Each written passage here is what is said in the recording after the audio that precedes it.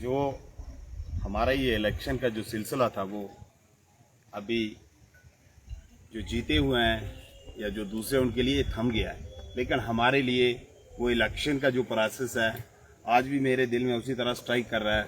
और मैं आज से ये चाहता हूँ कि 5 साल के लिए लगातार हमें जिस लहजे से पीछे काम कर रहे थे कंटिन्यू 5 साल तक के लिए हमें सबको मिलके बराबर काम करने की जरूरत है और हमें घबराने की जरूरत नहीं। देखो, हमारा मिशन था लोगों की डेवलपमेंट करवाना, लोगों के मुद्दों को उछालना, तो वो मुझे लगता है कि उसमें हम 50% कामयाब हो गए। आप पूछेंगे क्यों?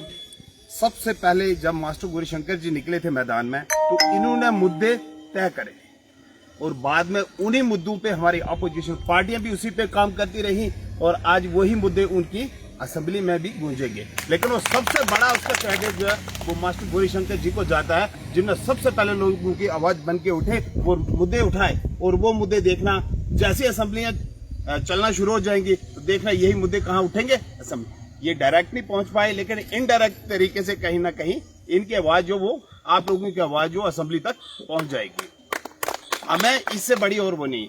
बाकी ये है कि मुझे लगता है कि कुछ वर्कर्स मैंने देखा हमारे बेचारे डर जाते हैं, अब पता नहीं वो जीत गए हैं, क्या होगा, वो जीत।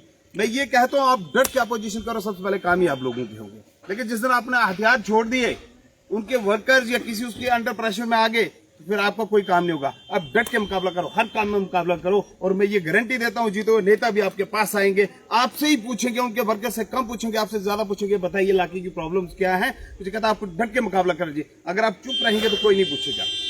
और हमें जो हमारे ये संगठन है इसको और मजबूत करना और पूरी मजबूती के साथ अब हमने पूरी तैयारी के साथ निकलना है। अपने आप को सरेंडर नहीं करना। जहां भी मास्टर साहब जाएंगे इसके बाद जैसे पहले जाते थे, लोगों का शुक्रिया अदा करने के लिए हम गांव-गांव तक जाएंगे, एक बार फिर से टाइम निकालेंगे। अब निकले हैं तो अब ये नहीं घर में कैसे चल रहा है, पल जाते हैं बीवी बच्चे, कोई किसी का भूखा नहीं मरा। जिसने पैदा किया उसने खाने के सोर्स भी सबको दे रखे हैं। लेकिन मैं ये कहता हूँ पूरी मजबूती के साथ, मुकाबले के साथ आगे निकलना है। ये मजबूरियां मुसीबतें आती रहेंगी, जाते रहेंगी, लेकिन सबसे बड़ी खुशी की बात यह है कि जो हमारा 4000 वोटर वो दिल से जुड़ा हुआ है। एक एक वोटर ने उसने तन मन से वोट कराया हमें। ये नहीं कि किसी ने ऐसे कोई 10 रुपए लिए, किसी ने 50 या किसी ने शराब, ऐसा कोई भी हमारा सा वोटर नहीं था। इन्होंने मन से वोट कराया हम लोगों को और हमारे साथ वो जुड़े थे। लेकिन लास्ट में कुछ ऐसा बन गया, वो सभी जानते हैं कि हमारे नसीब में नहीं था भी।